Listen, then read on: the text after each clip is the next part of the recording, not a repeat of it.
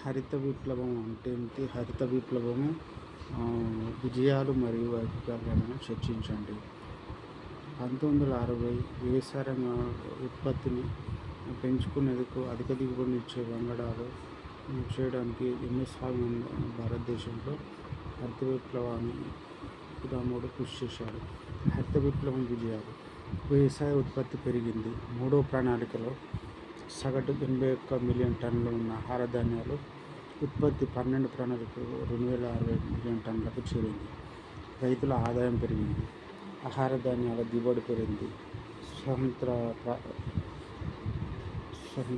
ప్రారంభంలో ఆహార ధాన్యాలపై విదేశాలపై ఆధారపడి తర్వాత స్వావలంబన దిశగా ప్రవేశించింది. పారిశ్రామిక అభివృద్ధి జరిగింది. పారిశ్రామిక విప్లవం తీసుకొచ్చిన ట్రాక్టర్లు, కంబైన్స్, క్రిమిసంహారక మందులు, పరిశ్రమల్లో కూడా పురుగుల మందులు తీసుకొచ్చింది. గ్రామీణ ఉపాధి పెరిగింది. దీనివల్ల సంవత్సరానికి 2 లేదా 3 పంటలు పండటం వలన గ్రామీణ కార్మికులకు ఉపాధి పెరిగింది. ప్రతికూల ప్రభావం: ఆదాయ వ్యత్యాసాలు. హరిత విప్లవం గ్రామాల్లో ప్రతికూల ప్రభావం చూపింది. భూగర్భ జలాల క్షీణత ప్రారంభమైంది. ప్రాంతీయ అసమానతలు ప్రారంభమైంది.